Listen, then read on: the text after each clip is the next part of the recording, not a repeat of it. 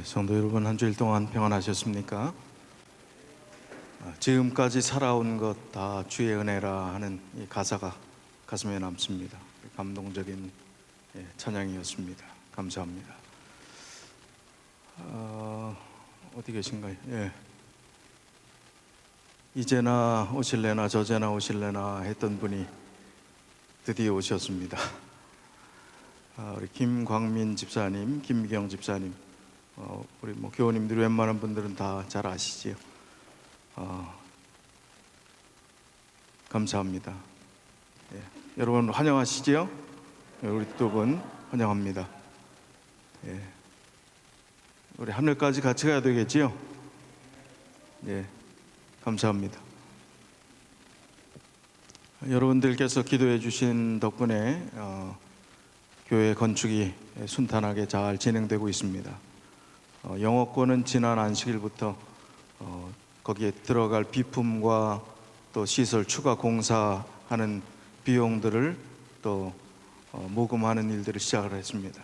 또 저희가 이제 구체적으로 다음 안식일에 영어권 운영위원들과 우리 한국어권 운영위원들이 모여서 구체적인 우선순위로 해야 될 것들을 이제 확정하고 또 그 필요를 여러분들께 말씀을 드리도록 하겠습니다. 같이 기도하시면서 합력하여 선을 이루는 아름다운 건축의 완성을 같이 보게 되기를 간절히 바라겠습니다. 오늘은 행함이 없는 믿음이라 하는 제목으로 같이 말씀을 나누겠습니다. 야고보서 2장 14절로 17절 말씀이 본문의 말씀입니다. 내 형제들아, 만일 사람이 믿음이 있노라 하고 행함이 없으면 무슨 이익이 있으리요? 그 믿음이 능히 자기를 구원하겠느냐? 만일 형제나 자매가 헐벗고 일용할 양식이 없는데 너희 중에 누구든지 그에게 이르되 평안히 가라, 더웁게 하라, 배부르게 하라 하며 그 몸에 쓸 것을 주지 아니하면 무슨 이익이 있으리요? 이와 같이 행함이 없는 믿음은 그 자체가 죽은 것이라. 우리 재림교회는 1904년도에 우리 기별이 한국에 들어오게 됩니다.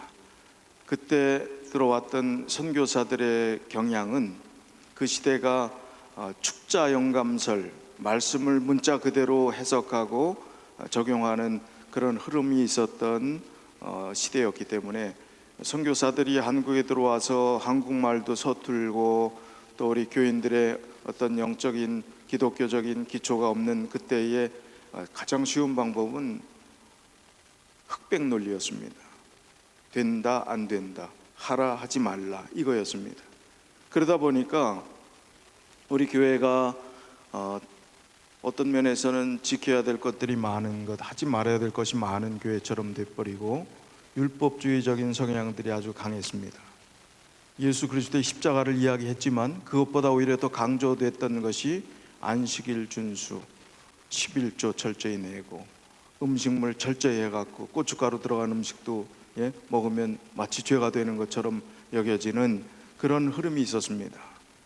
그래서 그런 것이 아님을 이제 십자가의 참된 복음이 또 복음주의적인 신앙의 바른 흐름들을 이제 외쳐오기 시작하면서 이제 80년대부터 70년대가 넘어서면서 80년대부터는 많은 목사님들이 율법에 대한 율법주의를 아주 굉장히 그것은 바른 신앙이 아닌 것으로 오히려 강조를 하고 오히려 예수 그리스도의 십자가의 복음주의를 계속해서 외치다 보니까 지금은 거꾸로 됐습니다. 어떻게 됐냐면 믿음으로 말미암는 의만 강조하고 행함을 강조하는 일이 거의 우리 교회 안에서 사라지게 되었어요. 중용이 필요하고 또 양쪽에 어떤 성경에서 강조하는 분명한 이해가 있어야 되는데도 불구하고 너무 쉬워진 것입니다. 그리고 너무 교회 문턱이 낮아진 것입니다.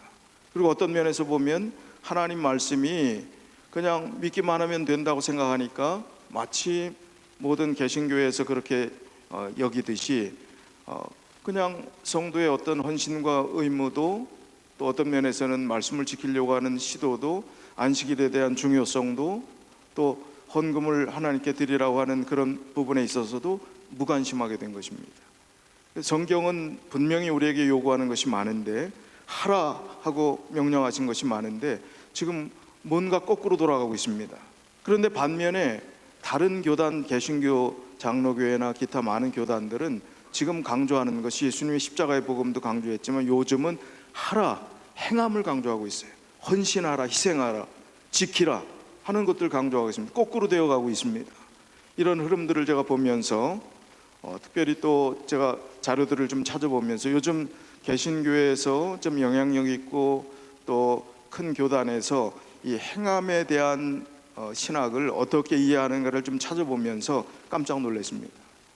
우리 교회에서 가리키는 이야기처럼 똑같이 이야기를 하고 있어요. 성경을 아주 균형지게 이야기를 하고 있습니다. 그러면서도 그분들이 뭐 십계명을 지키는 일이라든지 안식일을 지키는 일은 또 별개의 다른 해석들을 하고 있지만, 제가 그래서 오늘 좀 많은 부분들 코테이션을 제가 개신교 목사님이 이 행함이 없는 믿음에 관한 이야기를 한 것을 좀 소개해 드리려고 합니다. 직접 좀 소개해 드리려고 합니다. 우리가 다시 한번 생각해 봐야 합니다. 자, 믿기만 하면 됩니까? 믿기만 하면 된다. 돼요?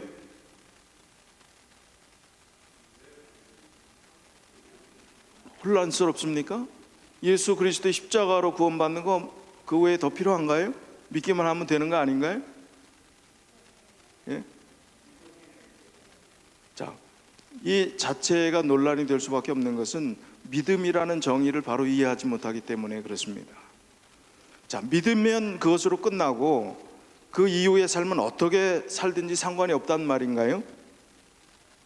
그게 아니라는 것입니다. 믿음으로 구원받는 것은 맞지만 여기서 말하는 믿음이 무엇을 의미하는 것인지, 또 무엇을 포함하는 것인지를 아는 것이 중요하다는 것입니다. 처음에 복음이 예수 그리스도의 제자들, 사도들을 통해서 이제 유대인들에게 전달됐을 때 굉장히 혼란스러웠습니다. 사도행전에 보면 유대인들이 반드시 해야 될 어떤 통과 의례, 유대인들이면 나은 지 8일 만에 해야 되는 뭐요? 할례 때문에 교회 안에서 시끄러운 얘기들이 나오지요. 할례를 기독교인이라도 반드시 해야 된다. 예수 그리스도를 받았기 때문에. 근데 그것이 구원과 상관이 있나요? 아무 상관이 없는 건데 그것으로 혼란스러웠던 그 과정들을 보면 복음이 유대인들에게 전달되었을 때 이분들이 헷갈렸구나, 그 어려운 과정들이 있었구나 하는 것들을 보게 됩니다. 오랫동안 율법을 통해서 의를 이루고자 해왔던 그 습관들, 또 율법주의, 행함으로 구원을 받으려고 했던 그런 성향들이 많았던 유대인들은 그냥 예수 그리스도의 십자가의 복음으로 구원받았다 하는 것이 뭔가 이것은 부족한 느낌, 그리고 내가 뭔가 노력해갖고 그것을 이루어야, 선행을 하고 뭔가를 채워야 될 것 같은 그런 느낌이 있었기 때문에 율법의 행위로 의를 이루려고 부단히 노력을 했습니다. 잘못된 것이죠. 그래서 크게는 두 가지 오해를 했습니다. 첫째는 어떻게 믿음으로만 의를 이룰 수 있겠느냐, 그것으로는 충분치 않다. 그렇기 때문에 하나님 앞에서 의로운 사람이 되기 위해서는 우리가 최선을 다해서 노력을 해야 된다, 율법의 요구를 내가 노력해서 이루어야 된다 하는 그런 오해가 있었습니다. 거기에 대해서 사도 바울은 분명히 로마서와 갈라디아서에 있는 이 말씀들을 종합해 보면 사도 바울의 사상이 나옵니다. 율법의 행위로 구원받을 수 없다. 예수 그리스도의 십자가만이 우리를 구원해 줄 수 있다는 그 강조점이 로마서와 갈라디아의 강조점입니다. 율법의 행위로는 도대체 될 수 있는 것이 없다. 또 하나의 오해는 율법에 억눌려 있던 유대인들이 복음을 깨달았을 때 예수 그리스도의 십자가의 보혈에 이 감격된 그 느낌들을 가지고 얼마나 기뻤으면 그 이후에 이제 아무것도 안 해도 된다라는 이 충만한 기쁨이 있었습니다. 그래서 막 살아도 된다, 하나님 말씀대로 순종하지 않아도 받은 구원 때문에 괜찮다 하는 오해가 또 생겼습니다. 그 두 가지 오해, 하나는 율법주의, 여전히 율법주의로 남아있는 것이고, 하나는 믿음으로 구원받았다고 해서 행함과 실천과 순종이 없어도 구원받는 것처럼 생각하는 그런 오해들이 있었다는 것입니다. 그래서 이 사도 바울의 로마서와 갈라디아서 그리고 야고보서는 행함을 강조하는 책인데 서로 충돌하는 것 같습니다. 모순되는 것 같습니다. 그러나 사도 바울도 야고보도 믿음과 행위에 대한 다른 관점을 가지고 있지 않다는 거예요. 어느 부분을 강조했느냐 하는 것이지 둘은 충돌하지 않고 하나가 된다는 것입니다. 그 이야기를 조금 뒤에 말씀을 드리겠습니다. 믿음의 고백만이 있고 행함이 없다면 그 고백은 아무런 의미가 없는 것입니다. 그 고백은 그 사람을 구원할 수 없는 것입니다. 고백만 하고 그것으로 끝난다는 것은요, 행함이 없는 믿음이 왜 죽은 믿음이라고 했습니까? 행함과 믿음이 분리되지 않는 것이기 때문에 그렇습니다. 예수님을 믿는다는 고백에는 순종하겠다는 결의까지 포함되어 있어야 하는 것입니다. 그게 참된 고백입니다. 행함까지 포함이 되어 있는 것이 고백이 되어야 하는 것입니다. 우리의 믿음도 정말 예수님에 대한 사실을 인정하고 받아들이는 것, 그것만이 아니라 예수님을 내 삶의 첫째 자리로 모시겠다고 결심한다면 예수님이 원하시는 것 당연히 순종할 수밖에 없습니다. 주님께서 원하시는 것이 어떤 것인지를 우리가 생각하면서 실천할 수밖에 없는 거예요. 행동으로 옮길 수밖에 없는 것입니다. 그냥 관념의 머리로서의 개념으로 신앙생활을 할 수가 없는 것입니다. 행함이, 순종이 따를 수밖에 없다는 것입니다. 예수님을 내가 첫째 자리에 모시겠다고 했는데 예수님이 원하시는 일을 하지 않고 견딜 수 없는 심령이 정상이라는 것입니다. 야고보서 2장 14절로 26절의 이 말씀이, 오늘 본문은 17절까지만 짧게 했지만 26절까지 쭉 한번 14절부터 제가 쉬운 말 번역으로 좀 읽어보겠습니다. 쭉 한번 읽어보시면 오늘 드리려고 하는 그 핵심 요지가 이 쉬운 말 번역을 통해서 이해가 되시리라고 생각합니다. 나의 형제들이여, 누가 믿음이 있다고 말하면서도 행함이 없으면 그 믿음이 무슨 소용이 있겠습니까? 그런 믿음으로 어떻게 구원을 받을 수 있겠습니까? 여러분 가운데 어떤 형제나 자매가 헐벗은 데다가 그날 먹을 식량조차 없는데 그런 사람에게 다가가서 말하기를 평안히 가서 몸을 따뜻하게 하고 배불리 먹도록 하십시오 하면서 실제로 몸에 필요한 것들을 주지 않는다면 그런 말이 도대체 무슨 소용이 있겠습니까? 이와 같이 믿음의 행함이 따르지 않는다면 그 믿음은 죽은 것입니다. 그러나 혹 어떤 사람은 이렇게 당당히 말할 수 있습니다. 당신에게는 믿음이 있지만 나에게는 행함이 있어. 자, 행함이 없는 당신의 믿음이란 것을 보여주시오. 그러면 나는 행함으로 나의 믿음을 당신에게 보여주겠소. 여러분은 하나님께서 한 분이심을 믿습니다. 좋습니다. 그런데 귀신들도 그것을 믿고 두려워 떱니다. 아, 참으로 어리석은 사람이요, 행함이 없는 믿음은 정녕 아무 소용이 없다는 것을 모르십니까? 우리 조상 아브라함을 보십시오. 그는 하나님의 말씀에 순종하여 자기 외아들 이삭을 제단에 바치는 행함으로 말미암아 의롭다고 인정받지 않았습니까? 여러분이 보는 대로 아브라함의 믿음에는 행함이 따랐으며 그런 행함으로 인해 아브라함의 믿음이 온전하게 된 것입니다. 그래서 성경에 기록된 대로 아브라함이 하나님을 믿었으므로 하나님께서는 그의 믿음을 보시고 아브라함을 의롭게 여기셨다라는 말씀이 이루어졌고 또 그는 하나님의 벗으로까지 불렸습니다. 이와 같이 사람이 그 행함으로 하나님께 의롭다고 인정받는 것이지 행함이 없이 단지 말로만 믿는다고 해서 의롭게 되는 것이 아닙니다. 여리고성의 기생 라합도 이스라엘의 정탐꾼들을 영접하여 숨겨준 후에 다른 길로 무사히 보내준 그 행함으로 인해 의로운 사람으로 인정받지 않았습니까? 그렇습니다. 영혼 없는 몸이 죽은 것과 같이 행함 없는 믿음은 죽은 것입니다. 자, 야고보서에서 일관성 있게 강조하는 것은 무엇입니까? 지금 여기 강조점은요, 믿음도 아니고 행함도 아닙니다. 그럼 뭡니까? 정확히 말하면 행함이 있는 믿음을 강조하는 거예요. 믿음을 얘기하는 것, 행함을 띄어서 이야기하는 것이 아니라 행함이 있는 믿음을 강조하고 있는 것입니다.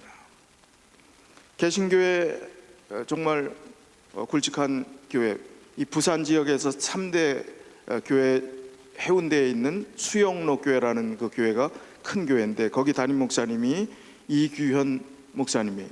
이분이 이 행함이 없는 믿음에 대해서 이야기했던 그것이 얼마나 균형진 이야기를 했는지 우리 교회에서 이야기하는 것과 똑같이 이야기하는지 한번 좀 들어보십시오. 한국 교회는 믿음으로 구원을 얻는다는 교리에 매우 익숙해져 있습니다. 그러다 보니 믿음을 너무 강조하였고 행위가 상대적으로 약하게 강조되었습니다. 그래서 믿음과 행함은 이원론적으로 분리되어 있다는 느낌을 성도들은 많이 받습니다. 믿음이 있고 행함이 따로 있는 것처럼 분리해서 생각하는 것이 한국교회 신앙의 위기를 갖고 온 것인지 모르겠습니다. 믿음으로 구원을 받고 나니 사실상 구원 얻는 것에 대한 부담은 사라졌습니다. 믿고 천국 갈 수 있으니 얼마나 좋습니까? 이제 어떻게 해서라도 천국은 따놓은 당상입니다. 다시 말하면 믿음으로 이미 종착지에 도달해버린 신자의 행위는 미진할 수밖에 없습니다. 한국교회는 그동안 구원의 확신을 갖는 일에 대해 너무 많은 시간을 보내었습니다. 신자들이 믿고 구원받는다는 말은 환영받을 일이지만 행함이 없는 믿음은 죽은 믿음이라고 쏘아붙이는 야고보서의 논리는 받아들이지 못하는 경향이 있습니다. 그래서인지 한국교회는 로마서의 설교는 수많이 들었지만 야고보서의 설교는 그리 많이 듣지 못합니다. 설교자들도 로마서를 전하는 것은 좋아하지만 야고보서를 설교하기는 부담스러워하는 것이 사실입니다. 로마서를 강조하는 만큼 야고보서도 강조되어야 합니다. 신앙은 균형입니다. 균형이 잡히지 않은 신앙은 왜곡적 신앙생활을 하게 되고 신앙에 큰 허점을 가질 수밖에 없습니다. 결국 행함의 무게를 두려 한다면 부담스러워집니다. 설교자도 행위, 순종, 실천에 대해 계속 강조하면 청중은 부담을 느끼면서 쉽지 않은 분위기가 연출됩니다. 가슴이 뜨거워지고 위로와 소망이 되는 이야기를 하면 아멘 아멘 하지만 이렇게 살아야 합니다라고 하면 반응이 없습니다. 과연 믿음이 좋다고 할 때 믿음이 좋다는 것은 무엇일까요? 균형진 이야기를 했습니까? 자, 우리 교회 이제 재건축을 거의 이제 완성을 앞두고 있습니다. 하나님께서 최고의 관심을 갖는 대상이 교회라는 것 여러분 다 인정하십니까? 하나님의 최고의 관심의 대상이 교회입니다. 이 교회는 물론 건물만을 이야기하는 것이 아니죠. 교회 구성원, 공동체, 우리 사람들을 하나님께서 귀하게 여기신다는 것이죠. 그 사람들이 거하는 하나님을 예배하는 집, 하나님께서 거하시는 이 성소, 성전 얼마나 귀한 것입니까?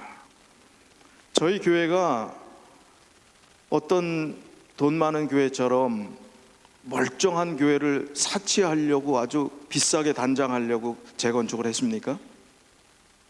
어떻습니까? 비가 줄줄 새갖고 누가 그림도 그린 것처럼 그냥 뭐 줄줄이 갖다 놓고 양동이까지 갖다가 받쳐놨던 거 기억이 나십니까? 화장실은 우리 어떤 집에 가도 찾아볼 수 없는 베니다 합판, 우리 한국 옛날 베니다 합판 그거 가지고 요런 고리 걸어갖고 틈새가 이만큼 벌어져갖고 앉아있기도 민망한 그런 화장실을 지금 이 시대까지 사용했었는데 버티다 꼭 해야 되기 때문에 한 것입니다. 그런데 그거 하는 것 가지고도 아니 멀쩡한데 왜 교회를 부수고 뭘 하느냐 하는 얘기도 좀 들리는 것 같고 아주 극소수지만 또 뭐 교인들이 힘든데 돈을 걷느냐고 건축을 하느냐고 하는 이야기도 들릴 때 참 마음에 안타까움을 가졌습니다. 여러분 집이 아무리 오래된 집이라도 비가 새는데 양동이 받쳐놓고 오래 그냥 그렇게 지내는 가정이 있습니까 혹시? 1년 동안, 2년 동안, 3년 동안이요? 아무도 없을 거예요. 하나님이 거하시는 것, 하나님의 성전을 우리가 최우선으로 생각하고 또 우리의 집보다 더 아름답고 귀한 것으로 우리의 헌신을 드림으로 하나님께 영광 돌리는 그 일은 아무리 강조해도 지나친 것이 없습니다. 아무리 뭐라고 해도 그것은 우리가 합당한 일이 되는 것입니다. 정말 하나님의 집을 세우는 일에 정말 힘겹게 헌신하신 우리 성도님 한 분 한 분들을 생각할 때 참 마음이 큰 감동을 받습니다. 여러분 건축 헌금하실 때 돈이 남아 돌아서 좀 헌금하신 분이 계신가요?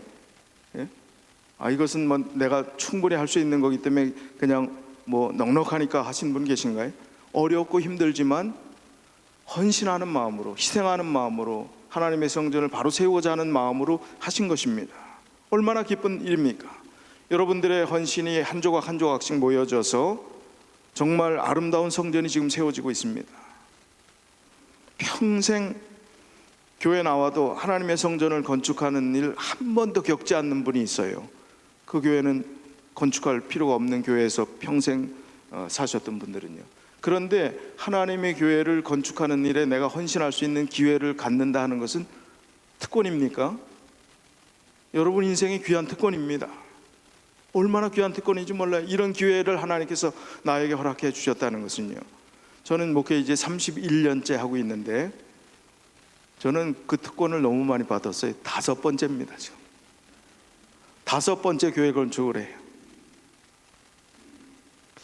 제가 말씀드렸죠. 이제 이 교회에 오면은 다시 건축할 일은 없겠구나. 교회가 든든하고 또 그럴듯해 보여서. 그런데 여기 왔더니 제가 뭐라고 그랬어요? 앞불싸 여기도 건축을 한다니 마음의 부담이 있었습니다. 그런데 다시 곱씹어 생각하고 돌이켜 생각하고 그 전에 건축하면서 정말 없는 재정 다 들여서 목회자가 우선 헌신해야 되니까 드렸던 그 모든 것들이 하나님께서 얼마나 축복으로 되돌려 주셨는지, 얼마나 은혜롭게 갚아 주셨는지, 더 윤활하게 또 정말 어려움 없이 살게 하셨는지, 하나님의 은혜를 절절히, 그런 일들이 아니었으면 체험할 수 없었던 하나님의 은혜를 체험케 해주셨어요. 그래서 오늘 우리가 헌신하는 이 모든 것은 믿음의 행위입니다. 실천하는 행함입니다. 믿기만 하고 말로만 하는 것이 아니라 행동하는 것들을 보여주신 것입니다. 우리 신앙의 야고보서의 이 정신들을 몸소 실천하신 것입니다. 성경은 우리 자신을, 믿음을 스스로 시험해 보라고 합니다. 내가 행동하는 믿음이 있는지, 행함의 믿음이 있는지를 한번 체크해 보라는 것입니다. 고린도서 13장 5절에요. 너희는 믿음 안에 있는가? 너희 자신을 시험하고 너희 자신을 확증하라. 내가 정말 구원받는 믿음이 있는가? 그런 삶이 내 삶에 보여지고 있는가? 나는 점점 예수님을 닮아가고 있는가? 우리 자신을 점검해 보라는 것입니다. 확인해 보라는 것입니다. 사도 요한도 야고보와 비슷한 강조를 하고 있습니다. 요한일서 3장 17절로 18절에 보니까 누가 이 세상의 재물을 가지고 형제의 궁핍함을 보고도 도와줄 마음을 닫으면 하나님의 사랑이 어찌 그 속에 거하겠느냐. 자녀들아, 우리가 말과 혀로만 사랑하지 말고 행함과 진실함으로 하자. 뭐라고요? 말로만 하지 말라는 거예요. 혀로만 하지 말라는 것입니다. 뭐로요? 행함과 진실함으로 하자는 것입니다. 사랑이라는 행동을 통해서 믿음을 증명하라는 것입니다. 이 세상이 점점 차가워집니다. 좋은 훈훈한 따뜻한 관계들이 점점 사라지는 그런 세상 속에서 우리가 살아가고 있습니다. 사랑은 이론이 아닙니다. 사랑은 행위입니다. 야고보와 요한이 같은 것을 강조하는 것입니다. 그런데 19절에 있는 말씀을 보니까 내가 하나님은 한 분인 줄 아는 줄을 믿느냐? 잘하는도다. 귀신들도 믿고 떠느니라. 귀신도 하나님을 믿고 떤다 그랬어요. 귀신이 하나님을 우리보다 더 잘합니까? 더 잘하는 것 같아요. 우리가 더 잘 알아야 정상인데 귀신이 더 잘 알아요. 근데 귀신이 아는 것, 마귀가 아는 것은 어디까지 아느냐? 지식적으로 아는 것으로 그치는 것입니다. 더 발전하지 않는 거예요. 행동으로 옮기지 않는 것입니다. 하나님 믿지 않는 것입니다. 알 뿐입니다. 우리 신앙이 지식적인 수준에서 머물게 되고 알고 아무리 많은 것을 안다 할지라도 사람이 믿지 않으면 바뀌지 않습니다. 하나님과의 바른 관계가 들어서지 않으면 바뀌지 않아요. 아무리 많은 지식이 있어도 바뀌지 않아요. 저는 오레곤 중앙교회가 아주 이 한국부터 이 한인 목사님 중에 설교 잘하는 모든 목사님들 다 거쳐간 교회인 줄 알아요. 옛날 김봉호 목사님 계실 때부터 오레곤 합회가 그때는 괜찮아갖고 전도 자금을 2만 불씩 줬다고 그래요. 그래서 그 2만 불 가지고 뭐 수많은 유명한 강사들을 다 초청해 했던 거 뭐 여러분 기억하시죠? 지금은 5천 불밖에 안 줍니다. 그러니까 참 모셔오기도 벅차지요. 정말 잘하는 모든 분들 다 지나갔습니다. 그 얘기는 우리가 들을 귀는 굉장히 높아졌다는 것입니다. 설교 못하는 분 한 번 설교 세우면 아마 뒷소리가 굉장히 들립니다. 왜 그런 목사를 또 세워갖고 설교 죽을 쓰게 하느냐고. 너무너무 우리 귀의 수준이 높아졌기 때문에. 지식의 수준, 우리 귀가 아무리 높아졌어도 그것은 우리를 변화시키지 못합니다. 하나님을 바른 관계에서 만날 때 우리가 변화되는 거예요. 그리고 삶으로 옮겨져서 실천하고 순종하게 되는 것입니다. 하나님이 원하시는 것은 그것입니다. 지식 단계에 머무르는 것 원치 않는 것입니다. 얼마나 이제 지식의 평준화가 되었습니까? 똑똑한 사람들이 얼마나 많습니까? 아는 것 너무 많습니다.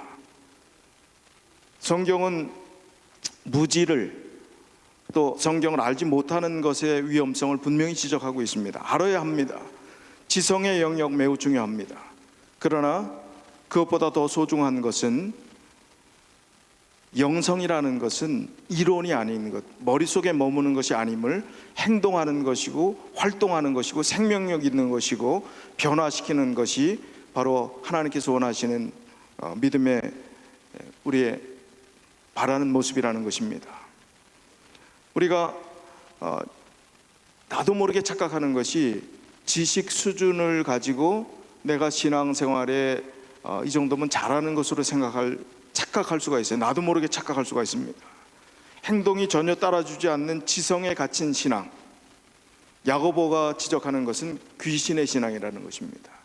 그것은 마귀에 머무르는 수준이에요. 우리를 변화시키지 못한다면, 예수 그리스도를 인격적으로 만나지 못한다면, 그것은 결국 우리는 그 믿음을 가지고 너희가 구원받을 수 있겠느냐 하는 질문을 하는 거예요. 여기 야고보가 안 된다 하는 것입니다. 살아있는 관계, 행동하는 믿음, 순종하는 믿음이 있을 때 그게 참 믿음이 됨을 이야기하는 것입니다. 단순히 정보와 지식이 우리 머릿속에 있을 때는 안 된다는 것입니다. 하나님과 친밀함이 전혀 없다는 것. 많이 안다고 그것이 내 것입니까? 많이 알아도 그것이 머리에만 있다면 그것이 내 것이 아닙니다. 지식에만 쌓여있던 머릿속에 그 지성이라고 하는 것은요, 어려운 일을 당할 때, 그리고 인생의 겨울이 올 때, 제가 지난번 시간에도 말씀드린 우리 삶의 변수가 올 때, 지식적인 믿음의 수준에 머물러 있을 때는 허둥지둥합니다. 어떻게 해결할지 모릅니다. 하나님과의 바른 관계가 형성되어 있지 않기 때문에 해결책을 찾을 길이 없는 게, 그러나 우리의 머리는 좀 부족하더라도 하나님과의 바른 관계를 맺고 신실하게 살았던, 한결같은 믿음을 가졌던 사람들은 어떠한 어려운 일을 당하든지 변함이 없어요. 늘 하나님은 나의 영원한 의지처가 되는 것입니다. 그리고 그분만이 나의 인생의 주인이 되신 거예요. 나의 인생의 굴곡과는 아무 상관이 없는 것입니다. 왜요? 바른 관계를 맺고 믿음의 삶을 실천하고 살았기 때문에 그런 것입니다. 지금 오늘날 기독교가 지식적 종교인들만 많이 양산하는 그런 기독교가 되었다고 참 한탄을 하고 있습니다. 토론을 하고 말은 잘하는데 그 말에 숨겨진 내용으로 그 자기의 삶을 풀어내지 못하는 그 모습이 기독교를 사람들이 볼 때 외면하게 만드는, 참 이기적인 사람들처럼 보이게 하는 그런 형편으로 가고 있다는 것입니다. 신앙이란 하나님을 깊이 알아가는 것, 하나님에 대한 믿음이 깊어지고 신뢰가 깊어져 가는 만큼 그분께 삶을 의지적으로 결단하고 순종하는 것, 이것은 자연스럽게 따라와야 된다는 것입니다. 듣고 아는 것으로 끝나버린다면 지식적인 수준, 사단이 아는 그 믿음 정도로 머물 수 있음을 이야기하는 것입니다. 우리 이제 죽은 지식, 죽은 믿음은 안 됩니다. 아는 것이 병이다라는 말도 있지 않습니까? 아는 것을 실천하지 않을 때는 그것은 오히려 병이 될 수 있습니다. 영적인 측면에서도 그럴 수 있다는 것입니다. 아는 것이 왜 병이 될 수 있느냐, 지식에 머무는 것이 왜 병이 될 수 있느냐, 삶으로 옮길 때는 활동하는 사람, 헌신하는 사람, 희생하는 사람들은 말이 없어요. 비판하지 않습니다. 판단하지 않습니다. 그러나 지식적인 수준에서 계속 그 지식의 수준은 높아가는데 삶이 따르지 않고 그 몸소 부딪혀 보면서 일하면서 활동하면서 헌신해 보면서 희생해 보면서 느꼈던 그 마음들이었기 때문에 다 만족스럽지 않은 것입니다. 그래서 판단하고 비판하고 그런 마음들이 생기는 거예요. 사단이 주는 마음들입니다. 우리를 어떻게든 신앙에서 떠나게 하고 무너뜨리려고 하는 것이 사단이 하는 일이기 때문에 그렇습니다. 그래서 우리는 야고보서에서 강조하는 이 말씀의 의미를 참 깊이 이해하고 균형진 신앙을 할 필요가 있는 것입니다. 야고보는 두 사람의 이해를 말하고 있습니다. 21절에 보니까 또 그 뒤에 있는 말씀을 보니까 아브라함과 라합에 대한 이야기를 합니다.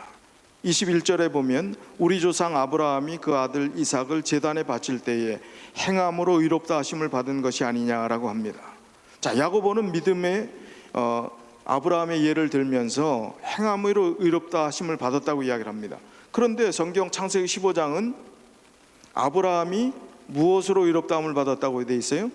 거기는 행함이 아니라 믿음으로 의롭다 하심을 받았다라고 되어 있습니다. 자, 성경은 상반된 얘기입니까? 여기서 이 얘기하고 저기서는 반대 얘기하고 충돌합니까? 이 주장, 사도 바울이 이야기했던 로마서와 갈라디아서의 주장, 믿음으로 말미암는 의에 대한 그 주장, 모순적인 주장입니까? 결코 그렇지 않다는 것입니다. 절대로 성경은 충돌하지 않는 책입니다. 상호 보완하고 서로의 강조점들이 달라도 결국 하나가 되는 것이 하나님 말씀이고 영감된 말씀이지, 충돌된다면 그건 하나님 말씀이 아닙니다. 왜 야고보는 행함으로라고 이야기를 하고 바울은 믿음으로라고 할까요? 우리가 나무라고 이야기를 한다면, 나무로 비유를 한다면, 지금 사도 바울이 하는 이야기는 뿌리 부분을 이야기하는 거예요. 나무의 뿌리 부분을요. 그리고 야고보는 열매 부분을 이야기하는 것입니다. 열매, 뿌리 다 나무입니까? 다 나무예요. 믿음으로 말미암는 의인은 신앙의 뿌리가 되는 것이고, 행함을 통해서 죽은 믿음이 아닌 산 믿음을 보이라는 야고보의 강조점은 열매를 이야기하는 것입니다. 열매가 있는 나무가 정상적인 나무라는 것입니다. 뿌리만 있고 잎만 무성한 무화과 나무에 대해서, 열매가 없는 나무에 대해서 예수님께서 하신 말씀들을 우리가 분명히 알지 않습니까? 그래서 지금 아브라함이 아들을 제단에 바치는 행동을 보였고, 그것은 믿음의 뿌리에서 나오는 행동이지 믿음이 없이는 그 일은 불가능하다는 것입니다. 그래서 믿음과 행함은 분리될 수 없음을 이야기하는 것입니다. 이제 우리가 행동해야 될 것은 바로 행동하는 믿음.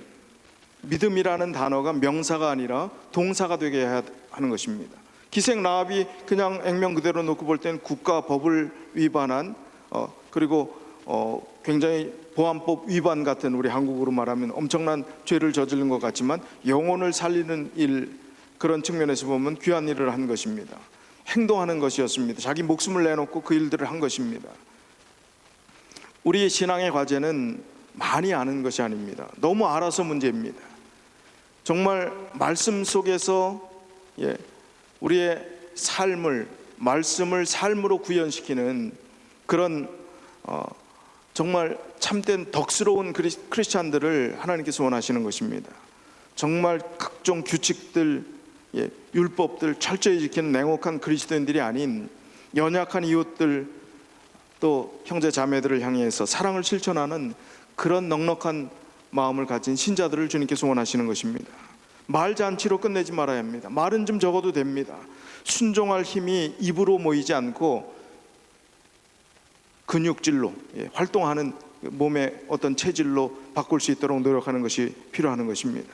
말없이 묵묵히 실천하는 성도로 믿음을 증명해야 합니다.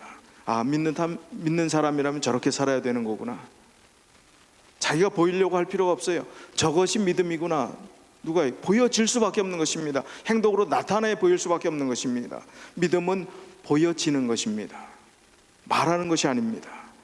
우리의 똑똑함을 드러내는 것도 아니고 우리의 몸으로, 행동으로 증명하는 것이 믿음임을 야고보서는 강조하고 있는 것입니다. 한국 교회가 끊임없이 믿음으로 의롭다 하는 칭의에 집중하다가 성화의 부분, 끊임없이 그리스도 안에서 변화되고 성화되어가는 삶의 현장을 놓쳐버렸습니다.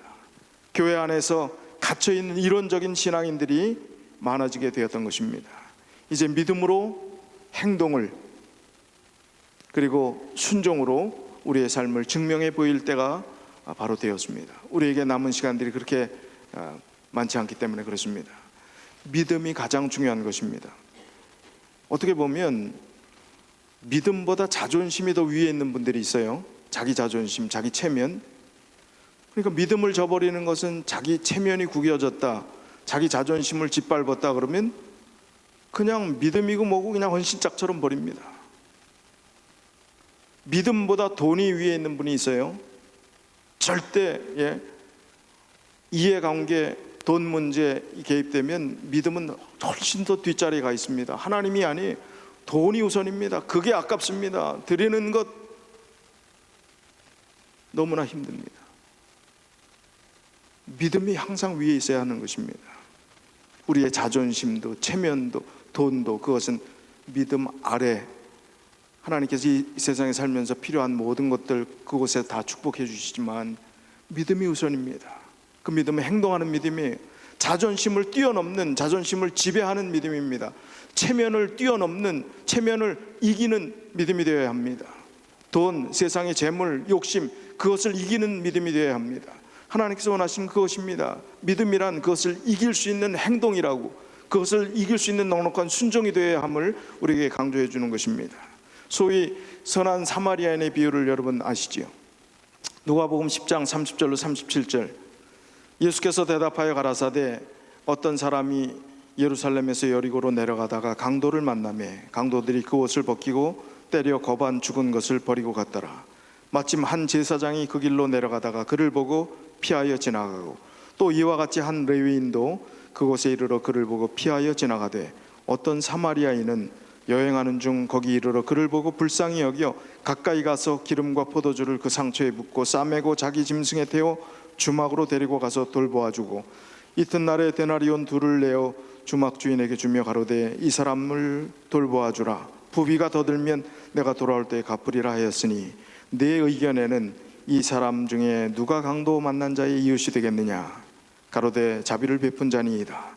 예수께서 이르시되 가서 너도 이와 같이 하라 하시니라.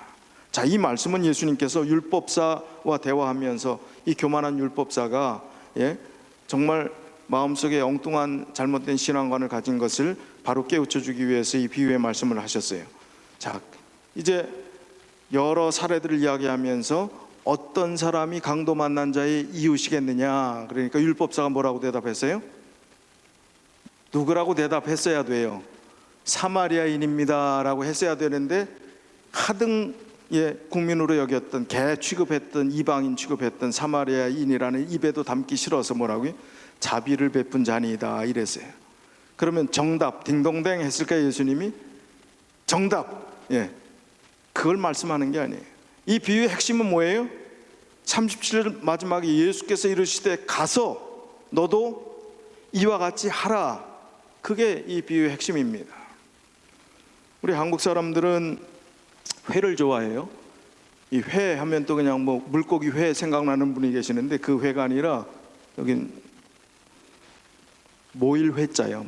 모일회, 향후회, 무슨 뭐 호남 향후회, 영남 향후회, 뭐 무슨 충청 향후회, 등산 동후회, 낚시 동후회, 대학 동문회, 회자를 붙여갖고 모이기를 좋아해. 무슨 모임이든지 만들어갖고 혈연, 학연, 지연 어떻게든 모이려고 합니다. 자, 그런데 우리 그리스도인들은 누구나 참여해야 되는, 이건 반드시 참여해야 되는 모임을 제가 오늘 조직하려고 합니다.